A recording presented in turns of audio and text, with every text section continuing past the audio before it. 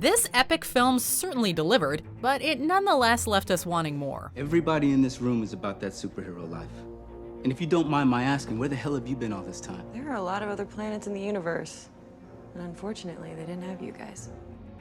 Welcome to Watch Mojo, and today we're counting down our picks for the top 10 unanswered questions in Avengers Endgame. Before we begin, we publish new content every day, so be sure to subscribe to our channel and ring the bell to get notified about our latest videos. For this list, we're looking at some of the biggest questions fans have after watching Avengers Endgame, both those pertaining to the events of the film and the implications for the MCU moving forward. Please note, this list is literally nothing but spoilers. Number 10. What does the future hold for Harley Keener? Freeze! Don't move. You got me. One of the questions most often heard while exiting the theater after Endgame centered on the teenage boy seen standing at Tony's funeral. We don't blame you for not recognizing him. The adorable little Ty Simpkins, who played Harley in Iron Man 3, has done a whole lot of growing up since his appearance in the 2013 film. Is that Iron Man? Technically, I am. Technically, you're dead. Valid point. It's very touching that Harley was invited to this small, intimate ceremony, but it also has us wondering what that might mean for his future in the MCU. Back in 2013, rumors circulated that he might become Nova. Could this still hold true? His presence might just be a nice throwback to the time he spent with Tony, but we're hoping it's a sign of something more. So now you're just gonna leave me here, like my dad? Yeah. Wait, you're guilt-tripping me, aren't you? I'm cold. I can tell. You know how I can tell? Because we're connected. It's worth a shot. Number 9. Did Captain America confront Red Skull while returning the Soul Stone? Arrogance may not be a uniquely American trait, but I must say you do it better than anyone. To say that Steve Rogers and Johann Schmidt have bad blood is an understatement of interplanetary proportions. The mortal enemy's last encounter was aboard Red Skull's doomed airship, and the battle ended with Cap in the ice and the Uber-Nazi disappearing through a portal created by the Tesseract. Red Skull's fate remained a mystery for years until the events of Avengers Infinity War revealed that he had wound up on Vormir, where, thoroughly changed, he is cursed to serve as the guide to the Soul Stone. A lifetime ago, I too sought the stones. I even held one in my hand. But it cast me out, banished me here, guiding others to a treasure I cannot possess. So, when Cap goes on his trip to return the stones, he naturally must have reunited with his old nemesis. But what happened there? Did they duke it out, or worlds away from Earth? Was it a peaceful exchange? Perhaps a reflection on how much has changed since the two last saw each other. Really? Tears? They're not for him. Number 8. How was the ether returned to Jane Foster?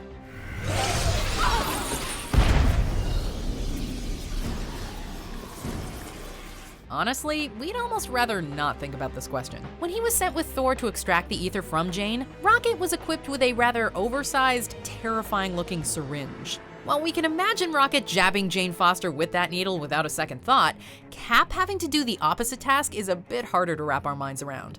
Oh, this is much better. Whoa. Costume's a bit much. So tight. With the confidence, I can feel the righteousness surging. Steve Rogers is a real do-no-evil type of character. Him sneaking into Jane's room while she sleeps to inject her with the dangerous substance feels just wrong. How exactly Cap went about it, we may never know. Number 7. What did Cap's life look like? You gonna be okay? Yeah, I had a date. We know, this list has been a little Cap-centric. But when you disappear through the quantum realm to revisit numerous locations and then travel into the past to live out the rest of your life, and do it all off-screen, well, that leaves viewers with a lot of questions. At the end of the film, we get to see Steve Rogers reunited with his one true love, Peggy Carter. As Cap tells Sam, following Tony's advice, he finally went and got himself a life, specifically the one with Peggy he'd previously lost. But what did those decades look like? Did Cap continue to fight when the world found itself in peril, or did he lead the quiet life? Are you ready for our dance? Number 6. Are there multiple timelines now? This is Scott Lang. We met a few years ago at the airport in Germany. Got really big. Is this an old message? Ant-Man, I know you know that. It's the front door. That's me. Can you buzz me in? The screenwriters behind Avengers Endgame outlined their rules of time travel with Professor Hulk serving as the mouthpiece. Though he did do a bang-up job, we'd be lying if we said it left us 100% clear on the matter, especially considering the way it was complicated by Cap's actions at the end of the film. Hulk throws the Back to the Future model out the window, explaining that, at least as far as the MCU is concerned, that's complete nonsense. Time and space work very differently down here. But while the Avengers can't change their own past or present using time travel, their actions have seemingly caused deviations in the narrative in the alternate timelines they revisited. And we're really curious as to what happened to the realities in which they meddled. Though, Spider-Man Far From Home appears to be introducing the multiverse to the MCU, so hopefully everything gets cleared up by then. We could have used someone like you on my world. Your world? Beck is from Earth, just not ours. The snap tore a hole in our dimension. You're saying there's a multiverse? We have a job to do, and you're coming with us. Number 5. How will Sam serve as Captain America? Don't say it. Don't you say it. Left. Come on! The exchange between an elderly Steve Rogers and Sam Wilson, just moments after he saw his friend enter the quantum realm, was extremely touching. Steve gave Sam his shield, and though he didn't need to say it, he was essentially passing the mantle of Captain America to the Falcon. Sam is a great Avenger, but a super soldier he is not. How'd you feel? Taller. You look taller. And while the moment was powerful, it left many wondering how exactly Sam is supposed to fill those sizable shoes. Sam, like Hawkeye and Black Widow, is in peak physical condition, but he relies on skill and technological augmentations to even the playing field. Will the new torchbearer blend both identities? Will someone find a way to replicate the super soldier serum? Only time will tell. You couldn't have done that earlier? I hate you. Number 4. Where's 2014 Gamora? I'm gonna ask you this one time. Where is Gamora? Yeah, I'll do you one better. Who's Gamora? I'll do you one better.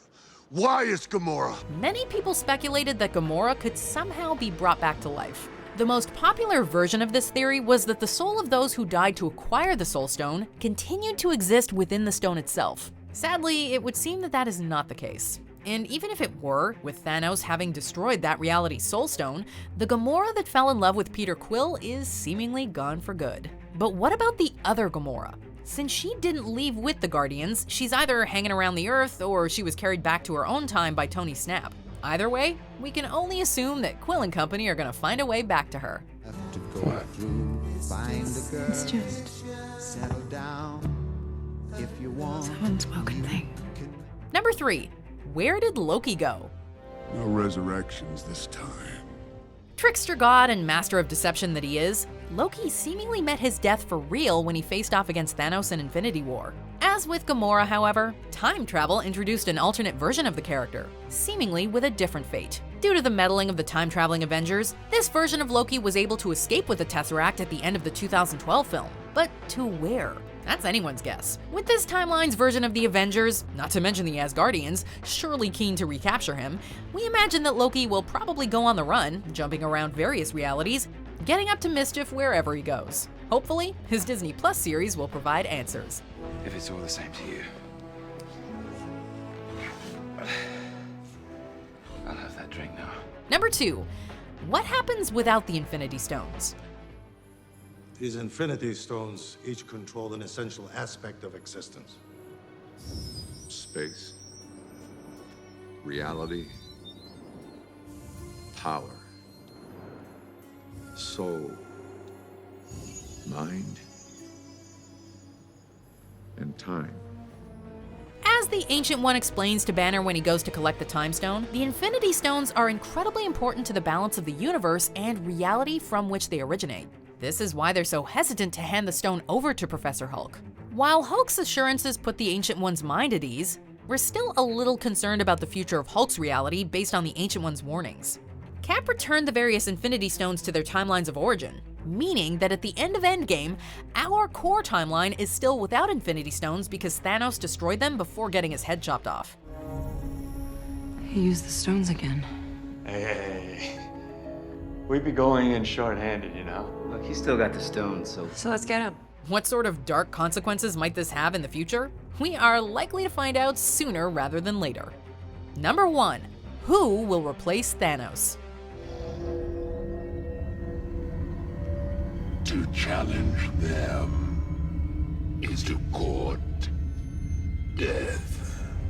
From quite early in the MCU, the threat of Thanos loomed large.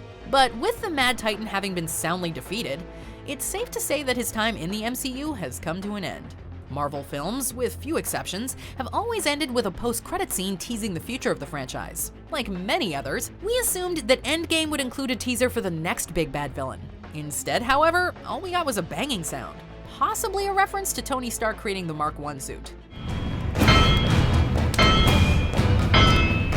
So, without any clear answer, who might replace Thanos as the major villain? A more sinister generation of Skrulls? Annihilus? Galactus? We'll just have to wait and see. Fine. I'll do it myself. Do you agree with our picks? Check out these other great clips from WatchMojo, and be sure to subscribe and ring the bell to be notified about our latest videos.